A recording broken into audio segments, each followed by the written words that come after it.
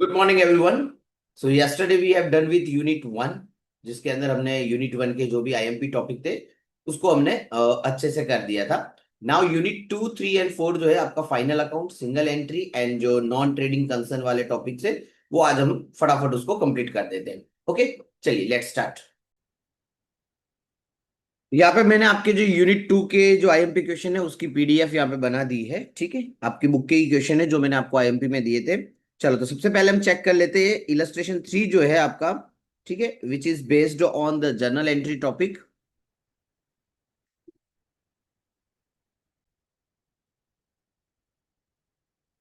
चलिए, इसमें आपको क्या पूछा है कि record the following transaction of Shri Jaimin Parikh in his journal,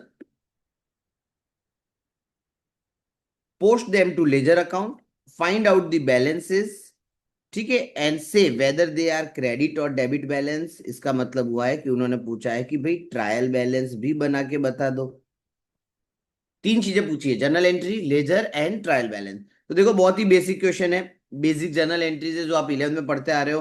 पहला पूछा है कि भाई Jaimin started business with cash of rupees 5 lakh. तो यहाँ पे एंट्री क्या हो जाएगी हमारी, cash account debit to capital account. दूसरा है purchase goods of rupees 1,50,000 at a trade discount of 10% from Jasmine. तो ट्रेड डिस्काउंट जो है वो हम गुड्स की अमाउंट में से माइनस कर देंगे। सो 1,50,000 में से 10% माइनस करेंगे तो 135 हो जाएगा। आपने गुड्स खरीदा है, आपके पास गुड्स आया है, सो परचेज अकाउंट डेबिट। बट आपने कैश में नहीं खरीदा, उधार में खरीदा है, तो जैस्मिन अकाउंट क्रेडिट हो जाएगा 1,35,000। Paid to Jasmine rupees 1 lakh on account. देखो ऊपर माल खरीदा था और अब हम उसको पेमेंट कर रहे हैं 1 लाख रुपए का। तो हमारे पास से पैसा गया जैस्मिन के पास, Jasmine account debit to cash account.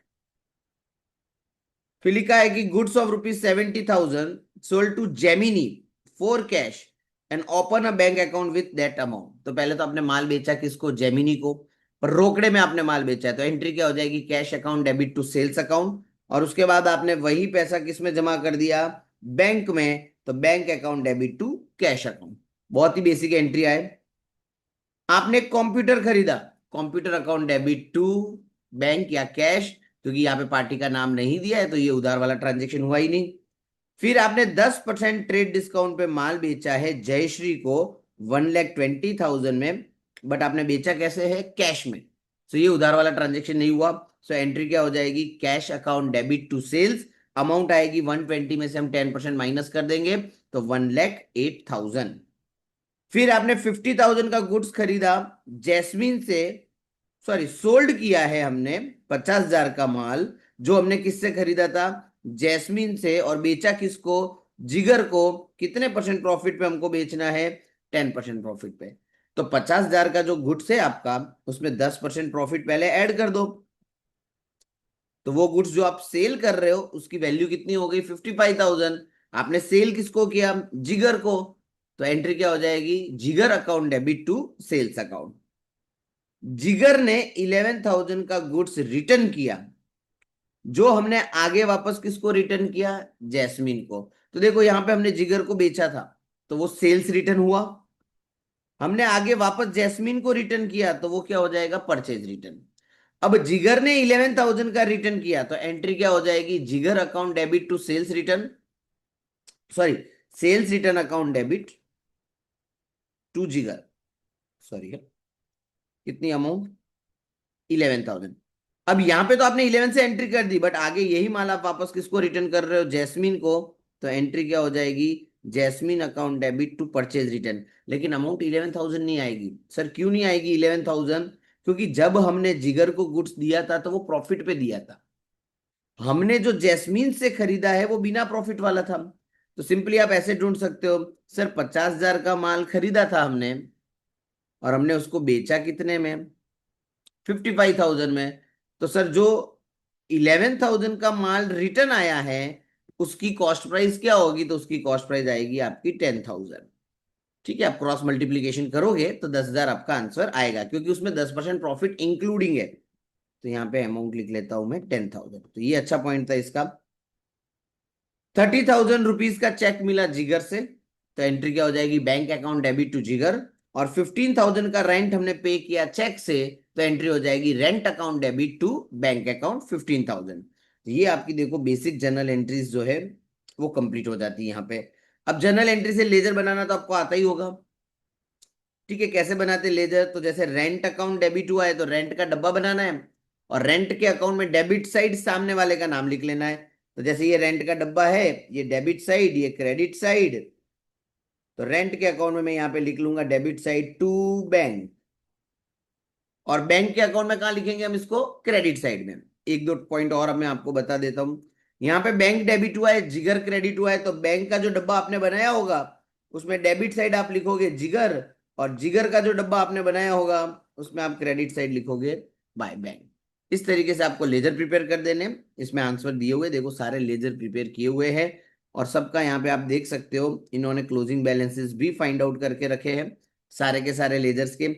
ये जितने भी क्लोजिंग बैलेंस आपके आएंगे लेजर्स के, उसके बेस पे आपको क्या प्रिपेयर कर देनी है? Trial balance.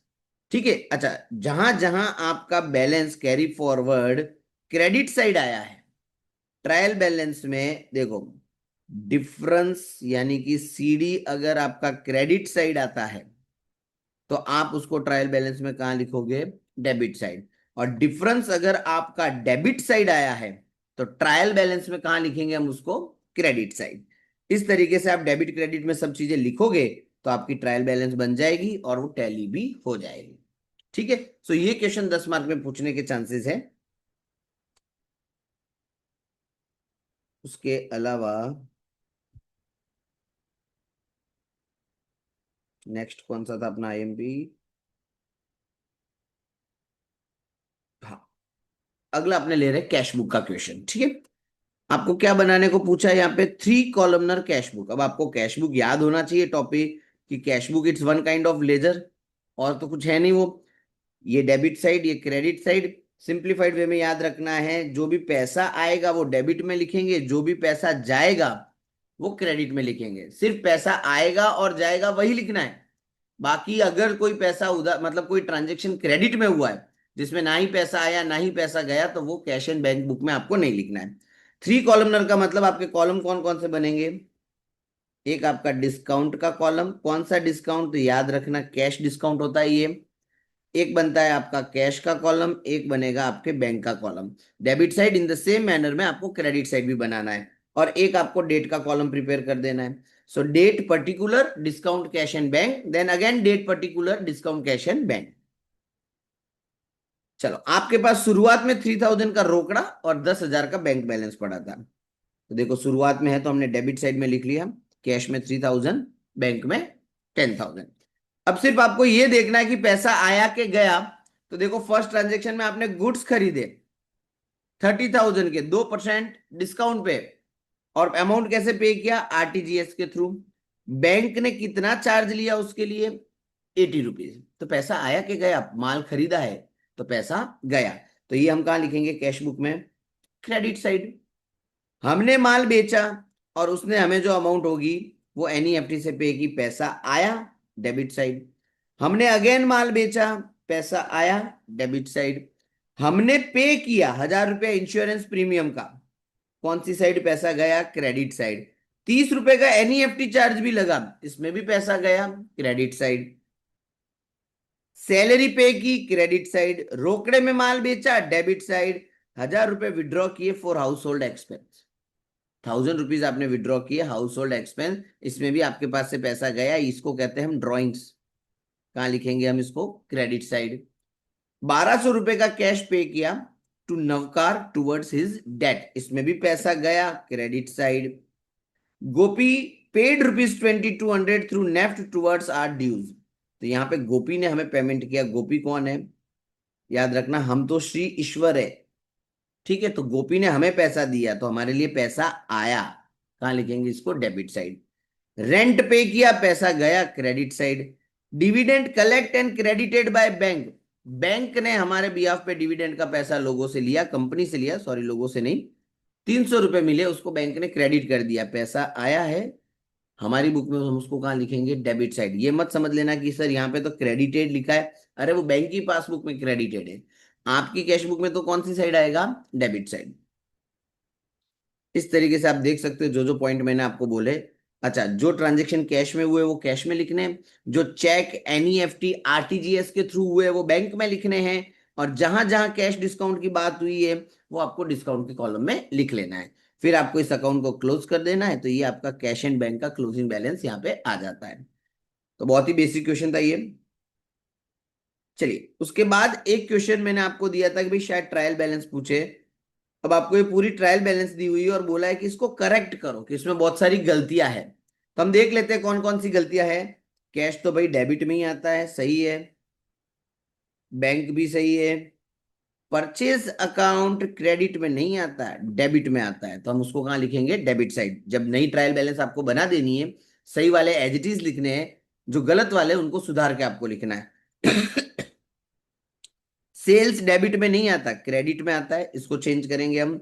वेजिस बराबर है, पावर बराबर है, कैरेज इनवर्ड ये खर्चा है, ये डेबिट में आता है। आउटवर्ड बराबर लिखा है।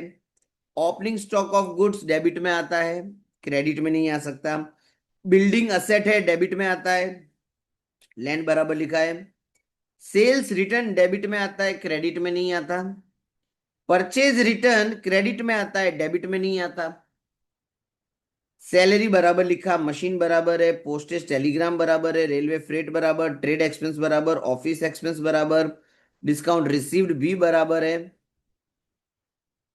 इंश्योरेंस भी बराबर है। ड्राइंग्स डेबिट होता है, क्रेडिट नहीं होता।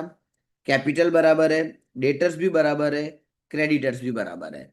तो जो हमने चेंजेस किए, गलत गलत जिसपे क्रॉस लगा है, उसको आपको चेंज करके एक न्यू ट्रायल बैलेंस आपको प्रिपेयर कर देनी है। अब अगर ऐसा सवाल पूछा जाता है तो शायद ये भी 10 मार्क में आपको पूछा जाएगा। फिर आता है हमारा फाइनल अकाउंट वाला टॉपिक, जो मैंने बोला कि ऊपर जो क्वेश्चन होगा वो जनरल एंट्री हो सकता है, लेजर हो सकता है, ट्रायल बैलेंस हो सकता है, कुछ भी हो सकता है। लेकिन ऑप्शन में जो क्वेश्चन होगा वो आपका होगा फाइनल अकाउंट का। तो मैं एक बार आपको समझा देता हूं, ठीक है। 11th 12th आप दोनों में फाइनल अकाउंट पढ़ चुके हो, तो एक बार मैं क्विकली आपको ओवरव्यू दे देता हूं। आपको ट्रायल बैलेंस दी हुई है और कुछ एडजस्टमेंट दिए रुचिता पटेल के। आपको trading P&L and balance sheet prepare करनी है। देखो, आप पूरी ट्रायल बैलेंस आपको दे दी है। हमेशा स्टार्ट करना है आपको एडजस्टमेंट के साथ। एडजस्टमेंट की कितनी इफेक्ट होगी, हमेशा 2 इफेक्ट।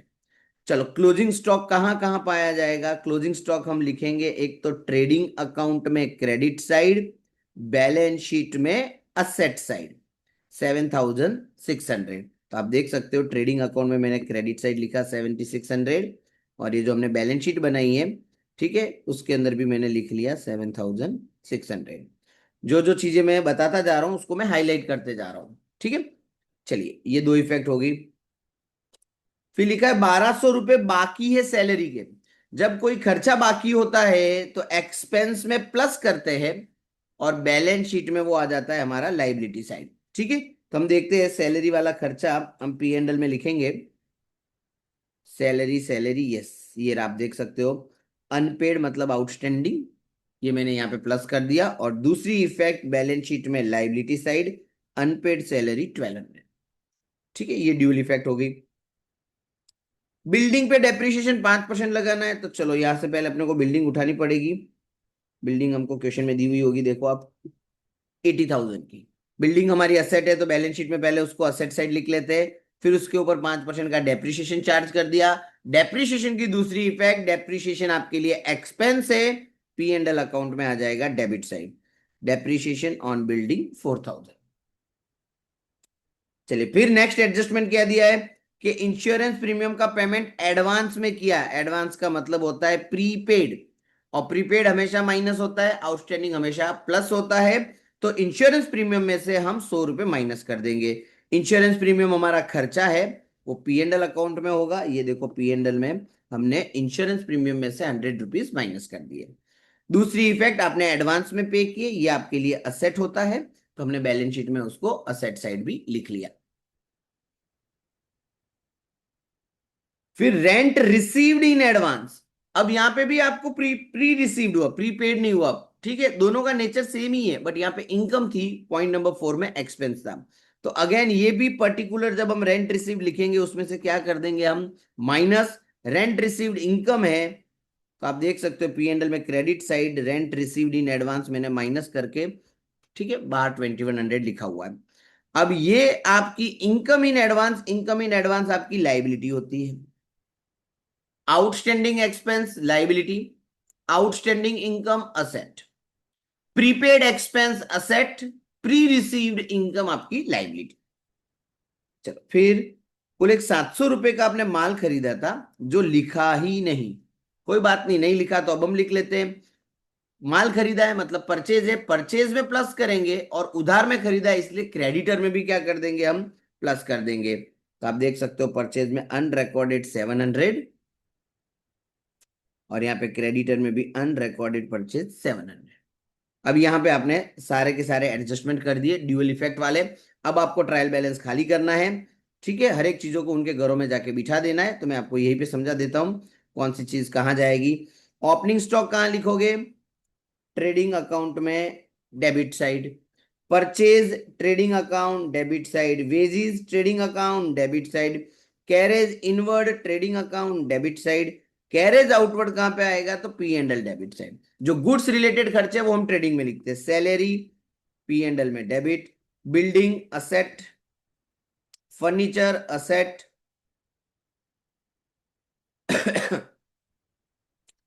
Depreciation on furniture. अच्छा, डेप्रिसिएशन ऑन फर्नीचर, फर्नीचर के ऊपर और कोई डेप्रिसिएशन तो अपने को दिया नहीं था, तो कितना फर्नीचर के ऊपर डेप्रिसिएशन लगाया है, 500 रुपए का फर्नीचर का डेप्रिसिएशन। नीचे कुछ दिया नहीं है, सिर्फ ट्रायल बैलेंस में डेप्रिसिएशन दिया है, तो पी एंड एल में लिखेंगे debit side. Debtor asset, insurance premium आपका एक्सपेंस मतलब P and L debit, printing and stationery P and L debit, sundry expense P and L debit, repairing P and L debit, cash on hand आपकी asset होती है। Drawings हम क्या करते हैं, capital में से माइनस कर देते हैं। चलिए फिर आता है कैपिटल। कैपिटल कहां लिखेंगे हम, बैलेंस शीट में लाइबिलिटी साइड। क्रेडिटर हम कहां लिखेंगे, बैलेंस शीट में लाइबिलिटी साइड। सेल्स कहां लिखेंगे हम, ट्रेडिंग अकाउंट में क्रेडिट साइड। रेंट कहां लिखेंगे हम, पी एंड एल अकाउंट में क्रेडिट साइड। और कुछ दिया हुआ नहीं है। बस उसके बाद आपको अपना ट्रेडिंग अकाउंट क्लोज कर देना है, आपको मिल जाएगा ग्रॉस प्रॉफिट।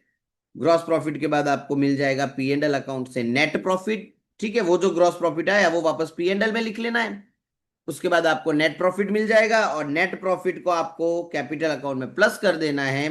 ठीक है, आपकी बैलेंस शीट टैली हो जाएगी। एकदम बेसिक क्वेश्चन पूछे जाते हैं, कोई एक्स्ट्रा ऑर्डिनरी क्वेश्चन नहीं पूछा जाता। और यहाँ पे तो 5-6 एडजस्टमेंट दिए, मैं तो बोल रहा हूँ 2 या 3 ही पूछेंगे, या मुझे तो लग रहा है एडजस्टमेंट ही नहीं पूछेंगे आप।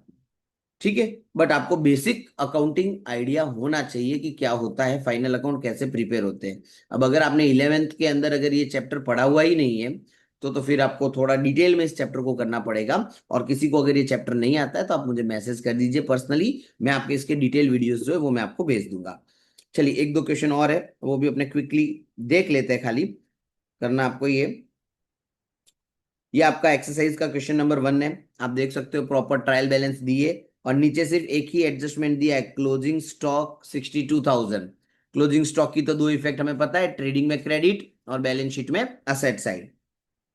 अब ये सारी चीजें अब आपको पता होनी चाहिए कि कहां पे आती है। स्टॉक कहां पे आएगा, ट्रेडिंग में debit, carriage inward trading debit, purchase trading debit, salary P and L debit, carriage outward P and L debit, furniture asset, debtor asset, cash asset, bank asset, bad debts P and L debit, advertisement P and L debit, machinery asset, office expense P and L debit, interest on loan P and L debit, drawings capital में से minus, insurance premium P and L debit, building asset, sales return sales में से minus.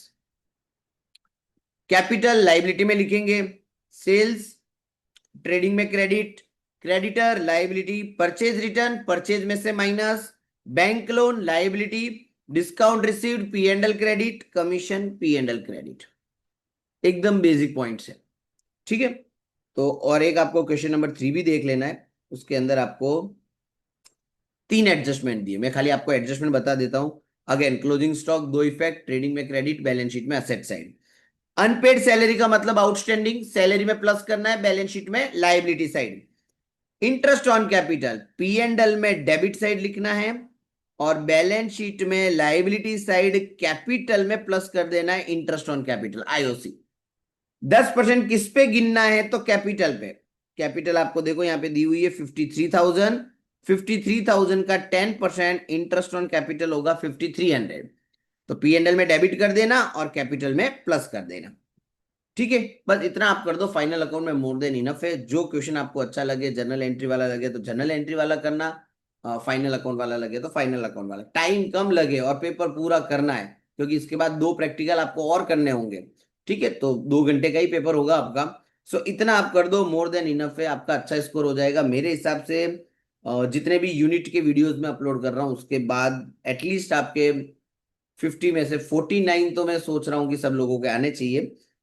ठीक है, 50 out of 50 भी आ सकते हैं practical paper में, क्योंकि कुछ है नहीं सिलेबस में, सिर्फ एक सिंगल एंट्री जो है, जो आप लोगों के लिए नया है, जो आपने कभी पढ़ा नहीं होगा। ठीक है, बाकी एनपीओ आप पढ़ चुके हो, फाइनल अकाउंट आप पढ़ चुके हो, बेसिक्स ऑफ अकाउंट आप ऑलरेडी पढ़ चुके हो। ठीक है, चलिए सिंगल एंट्री भी मैं आपको नेक्स्ट जो हमारा वीडियो होगा उसके अंदर हम देखेंगे। ओके, तो ये था हमारा फाइनल अकाउंट का वीडियो। ये सारे क्वेश्चन आप अच्छे से देख लो, इट्स मोर देन इनफ।